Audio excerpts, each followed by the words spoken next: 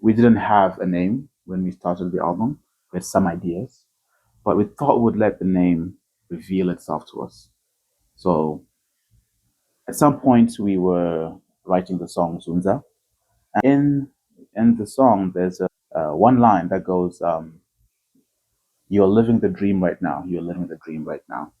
Um, that word "dream" stuck with us, and there's a link between dreams and Mbira music. You receive messages in a dream.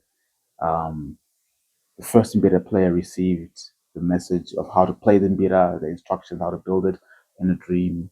You often hear people saying, "Oh, I woke up and I had the song already in my head from when I woke up. I dreamt it." And we wanted to build on that, and that really spoke to us. And so we played with a few ideas, and the word Roto is what won, and means a dream.